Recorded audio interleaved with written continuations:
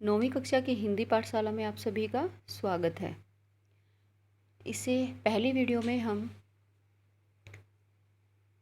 यहाँ तक पढ़ चुके थे, पेज 53 तक। लेखक क्या कहते हैं कि बच्चन साहब मुझे क्या है इलाहाबाद खींच कर ले जा सकते थे। और क्या सोचते हैं वो इसके बाद, पेज 54। मुझे इसकी कोई ज़रूरत सी न महसूस हुई। शायद ऐसा वहम मुझे था, जो वहम ही था कि मेरी निजी एकांत की दुनिया में मेरे साथ चलने वाला कोई नहीं है। और क्यों हूँ, खैर। लेखक क्या सोचता था कि मैं अकेला हूँ, मेरे साथ इस एकांत दुनिया में कोई नहीं है। ये 37 के साल थे। जी हाँ। तो बच्चन ने मुझसे कहा, तुम यहाँ रहोगे तो मर जाओगे, चलो इलाहाबाद और एमए करो इत्यादि। और हमारी दुकान पर बैठने वाले देहरादून के प्रसिद्ध डॉक्टर मुझसे कह रहे थे, तुम इलाहाबाद जाएगा तो मर जाएगा। मगर मैं तो देख चुका था कि फेफड़े के मरीजों के लिए, गरीब गुरबा के लिए वह क्या नुस्खा लिखते थे, calcium lactate 3 times a day. लेखक क्या कहते हैं कि इस टाइम वो कहाँ पर बैठे हुए थे, दुकान पर, डॉक्टर की दुकान पर। और डॉक्टर साहब उन्हें क्या कहते हैं कि तुम इलाहाबाद जाओगे तो मर जाओगे। लेकिन लेखक क्या बताते हैं कि वो केवल हर मरीज को क्या है एक ही नुस्खा लिखते थे। क्या है, calcium lactate 3 times a day mean मतलब एक दिन में 3 बार। कैल्शियम लैक्टेट उन दिनों क्या है 2 आने की क्या है 1 आउंस आती थी। 1 आउंस मतलब 28-29 ग्राम, 28-29 ग्राम। मैं अपने दिल में बेफिक्र था। इलाहाबाद आया तो बच्चन ने क्या किया। बच्चन के पिता मेरे लोकल गार्जियन के खाने में दर्ज हुए। मतलब उनके पिता क्या थे, लोकल गार्डियन थे मेरे। उन्होंने उर्दू फारसी की सूफ़ी नज़मों का एक संग्रह बड़े स्नेह से मुझे दिया। वह आशीर्वाद अरसे तक मेरे साथ रहा और एक अर्थ में अब भी है। कि बच्चन साहब के पिता ने मुझे क्या दिया, उर्दू फारसी और सूफ़ी नज़मों का क्या है एक संग्रह बड़े प्यार से दिया, मतलब उन्हें किताबें दी। और बच्चन ने एमए प्रीवियस और फाइनल के दोनों सालों का जिम्मा लिया और कहा, देखो जब भी तुम इस काबिल हो जाओ मतलब यानी कि तुम नौकरी लग जाओ तब वापस कर देना। मतलब बच्चन साहब ने क्या है उनके एमए प्रीवियस और फाइनल दोनों का खर्चा क्या है अपने ऊपर लिया और कहा कि जब तुम क्या है नौकरी लग जाओ, कमाने लग जाओ तो मेरे वापस कर देना, चिंता मत करो। और लेखक क्या कहते हैं, न इस काबिल हुआ और न मैंने चिंता की। बच्चन का प्लान यह था कि मैं किसी तरह एक काम का आदमी बन जाऊं। उनके स्वयं अंग्रेजी के फाइनल कर लेने, 10 साल की मास्टरी के बाद और बीटी कर लेने के साथ साथ मैं यूनिवर्सिटी से डिग्री लेकर फारिग हो जाऊं, ताकि कहीं पैर जमा कर खड़ा हो सकूं। सो कहाँ होना था। कहीं ना कहीं यह बात पिताजी की सरकारी नौकरी को देखकर मेरे दिल में बैठ गई थी कि नौकरी नहीं करनी है। मैंने कभी कोई तर्क वितर्क अपने आप से नहीं किया। मेरा ख्याल है और अब मैं साफ साफ देखता हूँ और कह सकता हूँ कि यह बस घोंचू पने की हद थी और पलायन, और क्या है वो चले जाते हैं। क्या है, लेखक क्या कहते हैं कि क्या है मैं नौकरी, मेरे पिताजी को सरकारी नौकरी पर देख कर क्या है मेरा मन नौकरी करने का नहीं था। आगे क्या कहते हैं, हिंदू बोर्डिंग हाउस की कॉमन रूम में एक सीट मुझे फ्री मिल गई थी और पंत जी के सहज कृपा से मैं कभी नहीं भूलूंगा इंडियन प्रेस से अनुवाद का काम। क्या है, हिंदू बोर्डिंग हाउस में क्या है मुझे एक कॉमन रूम में क्या है मुझे एक सीट मिल गई थी और क्या है मुझे इंडियन प्रेस में अनुवाद का काम मिल गया था। अगर सचमुच कोई बात मेरी समझ में आती थी तो वह यही थी कि अब मुझे हिंदी कविता गंभीरता से लिखनी है, जिससे कि मेरा रब्त बिल्कुल छूट चुका था। रब्त मतलब संबंध, जिससे क्या मुझे अब हिंदी कविता लिखनी है जिनसे मेरा संबंध छूट चुका था। भाषा और उसका शिल्प लगभग अजनबी से हो चले थे।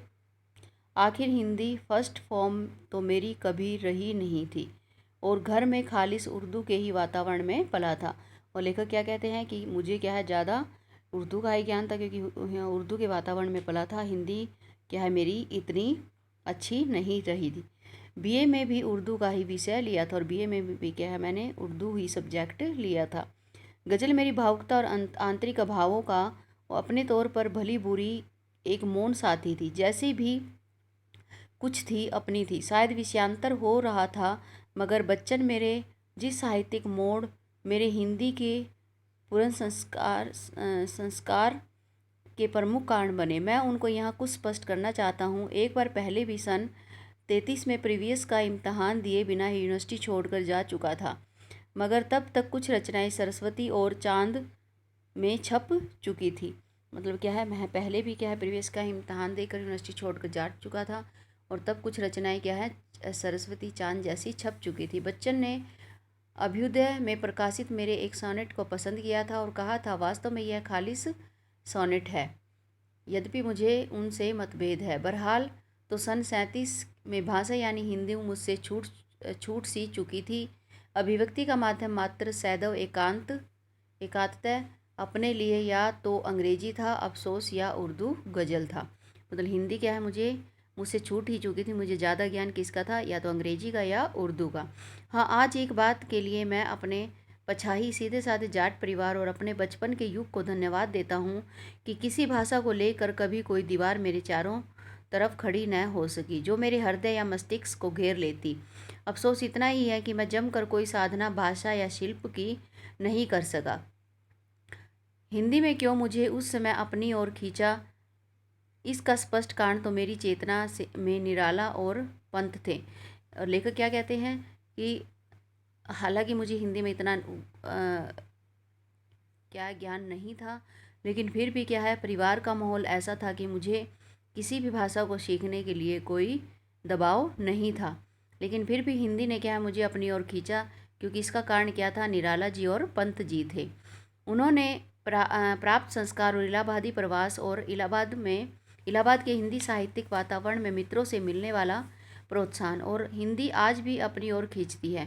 बावजूद कम से कम मुझ जैसों को दुखी और विरक्त करने वाले अपने संकीर्ण सांप्रदायिक वातावरण के,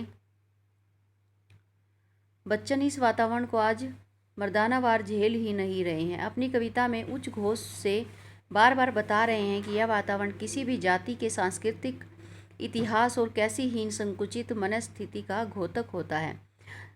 मगर सन 37 में मेरा हाल यह था जैसे मैं फिर से तैरना सीख रहा हूँ। 3 सालों में बहुत कुछ भुला चुकने के बाद मेरी अंश चेतना का यही सवाल था कि बच्चन शायद मुझे इसलिए इलाहाबाद लाए हैं। वह मैदान में उतर चुके हैं, बस जरा आर्थिक रूप से निश्चित हो जाने की देर है। बहुत से बहुत 1 साल और मुझे भी मैदान में उतरना है। अपने तौर पर मुझे भी कमर कस लेनी है। यही भाव मात्र मेरे मन में स्पष्ट था और मुख्य और कोई भाव नहीं। मुझे याद है बच्चन ने एक नए स्टेज का प्रकार मुझे बताया था। स्टेज मतलब यहाँ पे क्या बताया है, स्थाई या टेक को छोड़कर गीत का चरण, मतलब कोई गीत। 14 पंक्तियाँ और तुकों का प्रभावकारी विन्यास क्या है, सजाना, व्यवस्थित करना। बीच बीच की अनेक पंक्तियाँ अतुकांत मुझे बहुत आकर्षक लग रहा था। वह प्रकार मैंने तबीयत पर जोर डालकर उस प्रकार में एक रचना की थी। बच्चन को नहीं मालूम किसी को भी नहीं, क्योंकि कभी छपी नहीं। बच्चन के लिए तो वह कविता का एक बंद था, मेरे लिए वह एक बंद पूरी कविता हो गई। मगर मैंने जो लिखा वह वस्तुतः सोनेट से अलग रूप न ले सका। बच्चन ने तब तक उस अपने नवीन फॉर्म में कोई कविता न रची थी। खैर, बच्चन के निमंत्रण की कविताओं के रूप प्रकार ने भी मुझे आकृष्ट किया। मैंने कुछ कविताएं उस प्रकार से लिखने की कोशिश की, मगर मुझे बहुत मुश्किल जान पड़ा। किस प्रकार से, मतलब बच्चन साहब के प्रकार से। लेकिन क्या कहते हैं कि मुझे क्या है मुश्किल लगा। 9 पंक्तियाँ 3 स्टेज, प्राय सभी कवि उस छंद में लिख रहे थे। लेखक क्या कहता है कि 9 पंक्तियाँ और 3 स्टेज यानी कि 3 पहरे, सभी क्या है उसमें सभी कवि इसी छंद में लिखते थे। मुझसे नहीं चला, अगरचे कुछ पंक्तियाँ इस अभ्यास में शायद बुरी नहीं उतरी। निशा निमंत्रण के कवि के प्रति मेरी एक कविता, जिस पर पंत जी के कुछ संशोधन भी हैं, रूपाभ काल में किए हुए, मेरे पास आज भी अप्रकाशित सुरक्षित है। उसका भी बच्चन को नहीं पता। क्या कहते हैं लेखक कि मैंने एक और कविता लिखी जिसका बल्कि पंत जी ने क्या है संशोधन किया, यानी कि उसमें कुछ शुद्धियाँ की।